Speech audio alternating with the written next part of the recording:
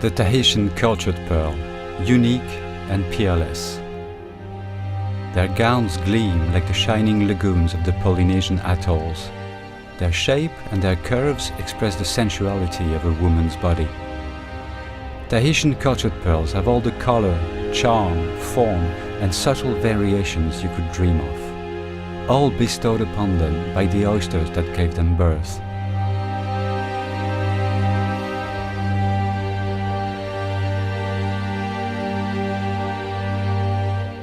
According to some Polynesian legends, our pearl-bearing oyster is called Te Ufi. She is the daughter of Okana, the spirit of coral, and of Varo, the spirit of sand. She wears the sparkling coat of every tropical fish in her domain. She was so beautiful that Oro, the god of peace and fertility, came down to earth riding a rainbow and gave her the pearl as a present to mankind. From Te Ufi's coat and Oro's rainbow was born the iridescence of our pearls.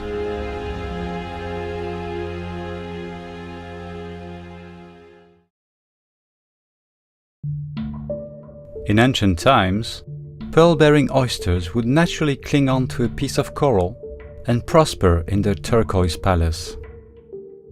A grain of sand would occasionally slip inside their shell. The oyster would wrap it in successive layers of mother-of-pearl or aragonite. From this surprise visit, and after several years, a fine pearl would be born, but the phenomenon was all too rare. In the 1960s, in French Polynesia, men perfected the crafting technique that was used until then in Japan. Instead of a grain of sand, they inserted in the pearl sac of the Pinctada margaritifera kumingi a nucleus, a bead obtained from a freshwater bivalve, and a graft, a small fragment cut from the mantle of a donor oyster. A few months later, the alchemy was complete, and at the heart of the oyster, a cultured pearl was born.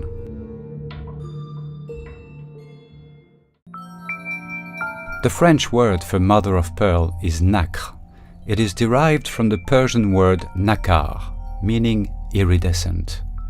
The oysters that bear Tahitian cultured pearls are particularly large.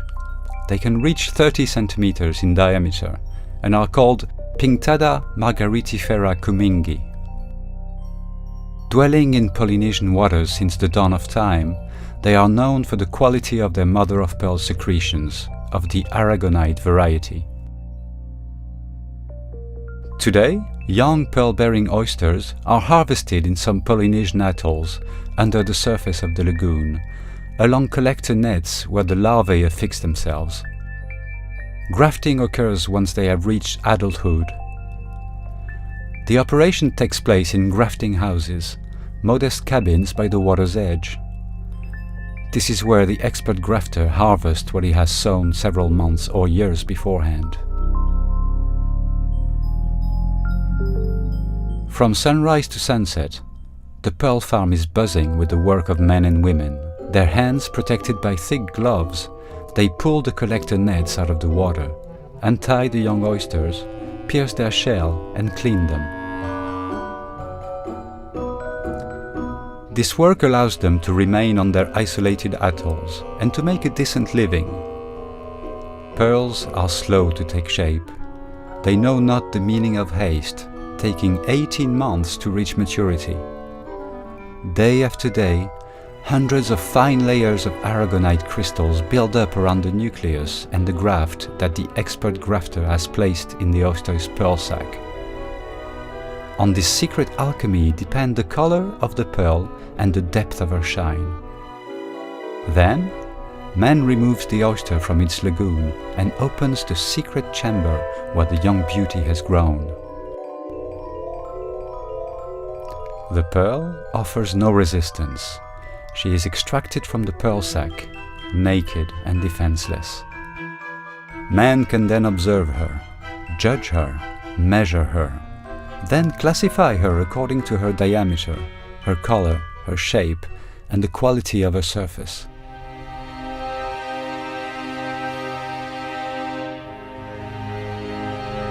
It takes an immaculately white receptacle to showcase the many colors of Tahitian cultured pearls. Their delicate nuances that have taken months to mature, their brilliance and their shine will thus reveal themselves. Their size is measured in millimeters. The largest pearls being the rarest, they are the most highly prized. Pearls are not necessarily round or pear-shaped. Perfect sphere or baroque, ringed, drop, button or oval, pearls are free to shape their own lives.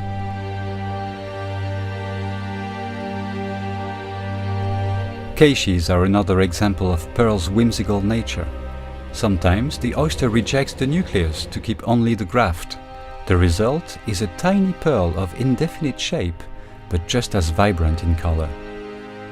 Finally, in the history of pearl farming, mabe or half pearls are the first pearl products to be harvested.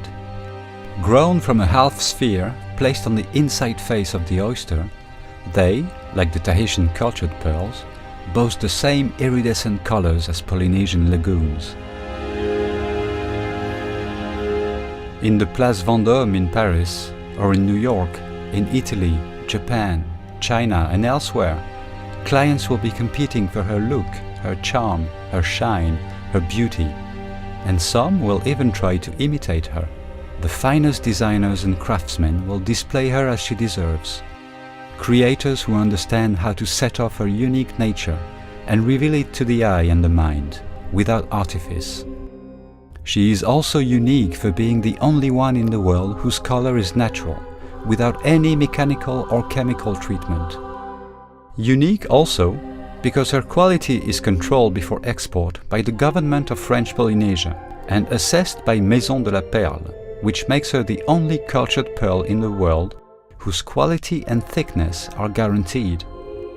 In 1988, the International Confederation of Jewelry, Silverware, Diamonds and Stones awarded her the official designation Tahitian Cultured Pearl.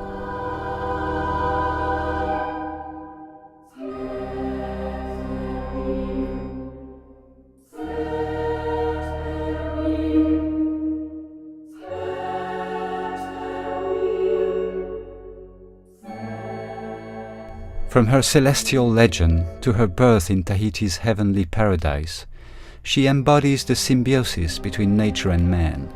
He will give her his undivided attention. Cherish her. Make her sparkle brightly so that she reveals her true colors to the whole world.